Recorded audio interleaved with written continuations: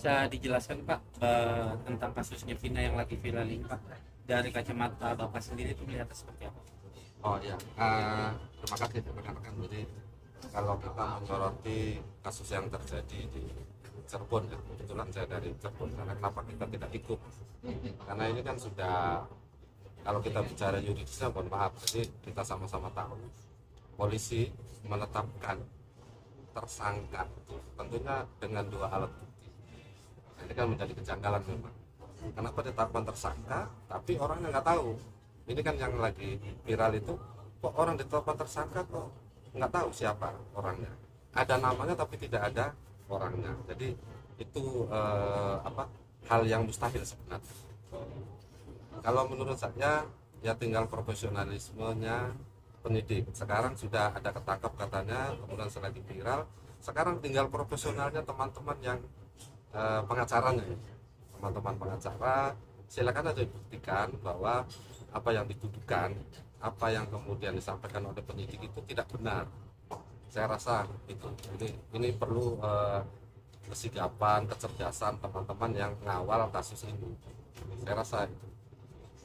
Ada kemungkinan salah tangkap gitu atau gimana Pak? Atau Ya, kan itu hal yang biasa. Kalau menurut saya di dunia hukum itu hal yang biasa. Makanya tadi saya katakan tergantung dari teman-teman pengacara yang mengawal ini, yang ada di sana, bisa nggak membuktikan bahwa itu salah tangkap. Kan hukum kan tidak karena persepsi ya, tapi karena fakta. Makanya silakan aja. Mudah-mudahan teman-teman yang mengawal kasus ini bisa membuktikan bahwa memang ini salah tangkap. Kalau untuk mengomen lebih lanjutkan itu nanti di persidangan lah. Saya rasa itu. Ini kan juga ada Saka bang yang mungkin dia ngakunya dia bukan pelaku, tapi dia udah terhukum dan dia sudah bebas kan, tapi dia masih belum mengakui gitu bang. Artinya ada keraguan juga bang dari masyarakat terhadap polisi sekarang. Nah itu tadi, makanya kalau kita sama-sama tahu juga lah, kalau kemudian seorang tersangka atau seorang kemudian yang diduga itu untuk mengelak itu kan sah-sah saja. Makanya sekali lagi sekarang kan saya dengar juga atau kita lihat pakai pengacara juga sudah itu untuk membuktikan itu. Silakan buktikan. Mudah-mudahan teman-teman yang awal pengacara ini itu bisa membuktikan faktanya loh ya, bukan karena prediksi, bukan karena tekanan dan sebagainya. Saya rasa itu ini perlu pembuktian lah, faktanya. Betul nggak pada saat itu kemudian ditangkap salah itu kan, berarti kan rentetannya panjang dong itu. Di situ ada penyidik, ada jaksa penuntut umum, ada majelis hakim yang memang akan kena imbasnya semua kan. Bapak itu kan 5 tersangka mengatakan tidak mengenal si Peggy dan hanya satu yang katanya mengenal si Peggy itu Pak. Menurut Bapak itu seperti apa? Ya itu tadi mungkin sama dasarnya Pak. Memang kalau orang mengatakan itu apa ya, fakta baru lah ya. Nah sekarang tinggal ini, kalau saya nanti ngomong terlalu banyak nanti takut teman-teman yang nangani maksudnya pengacaranya nanti takut wah ini gimana gitu. Saya rasa teman-teman yang nangani kasus ini sudah luar biasa lah, mudah-mudahan bisa membuktikan tadi apa yang dibutuhkan. Oke Pak, ini suatu kinerja yang buruk misalnya buat kepolisian ini bisa memproses bisa 2 kali 3 kali salah tangkap, itu menurut Bapak gimana melihat itu? Ya itu ya, kalau saya bicara kemudian yuridis, tadi saya katakan di awal bahwa tidak mungkin teman-teman penyidik itu kemudian menetapkan tersangka kalau tidak 2 alat bukti. Ini tersangka DPO, tapi kok nggak tahu. Jadi ya saya rasa itu tidak profesional sama sekali. Dan nanti kita harapkan jangan terjadi lagi lah, kasihan kan. Artinya terlalu terburu-buru gitu ya, sudah untuk menetapkan tersangka gitu ya, seperti itu Pak? Ya tidak juga dong. Kan seseorang bisa dikatakan tersangka atau menjadi tersangka itu dengan 2 alat bukti. Nggak mungkin dong kalau alat bukti nggak ada kemudian ditetapkan tersangka. Saya rasa bukan keterburuan, tapi ini adalah kekeliruan ya. Kalau memang 2 alat buktinya belum dapat, tapi sudah ditetapkan jadi tersangka, ini yang menjadi mungkin tadi yang disampaikan bahwa menimbulkan tidak kepercayaan. Karena sama-sama tahu lah kita bahwa orang tersangka itu berarti sudah 2 alat bukti. Nah ini gambarnya nggak ada kemudian disebut tersangka, kan lucu juga gitu kan.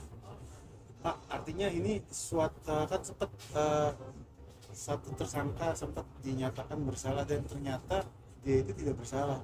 Nah, dalam hukum itu sebenarnya itu pelanggaran HAM juga nggak sih untuk menetapkan seseorang yang bukan dia tersangka tetapi tersangka gitu. Artinya kalau menurut Bapak nih sebagai praktisi hukum yang melihat ini ada pelanggaran HAM nggak sih Pak sebenarnya?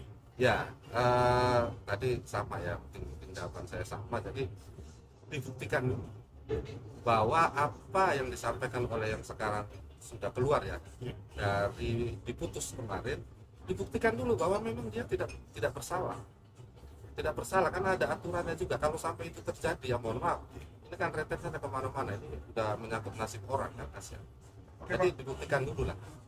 Oke Pak, sebagai seorang praktisi hukum bisa dikatakan ada motif apa sih di balik kasus Vina ini Pak? Nah, iya. Ya kalau saya sih fenomena ini biasa terjadi di dunia hukum. Nah, kalau kita nanti berangan-angan repot nanti kan.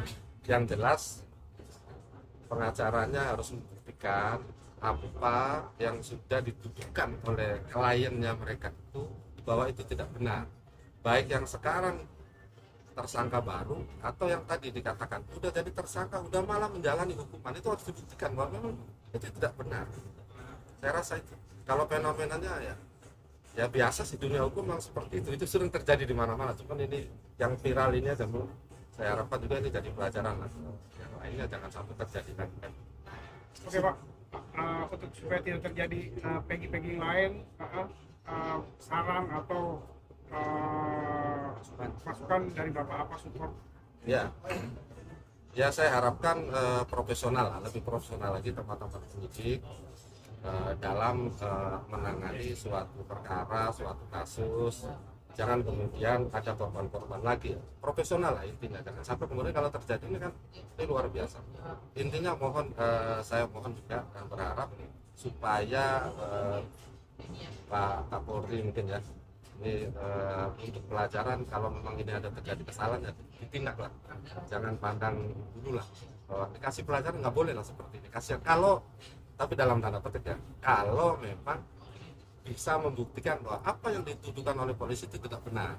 Karena sekali lagi hukum kita tidak mengenal katanya, tapi fakta. Itu saya rasa. Pak, konsekuensinya Pak apabila emang terjadi salah tangkap, terus apabila si korban itu bukan tersangka, konsekuensinya apa Pak? Terus dia berhak Pak minta ganti rugi dari pihak.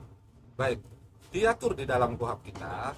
Kalau memang terjadi orang itu salah tangkap, kemudian dia salah jadi tersangka, minta rehabilitasi, baik nama, baik dan kerugian. Nah itu diatur di KUHP kita. Boleh nanti mungkin pengacaranya mereka paham lah. Kalau bisa membuktikan tidak benar, maka mereka mengajukan itu ke pengadilan bahwa untuk menetapkan nama baiknya dia dipulihkan dan kemudian kerugian apa yang ditimbulkan, dan itu kalau mau diputuskan nanti pihak-pihak yang sudah melakukan itu akan bertanggung jawab. Tinggi dong.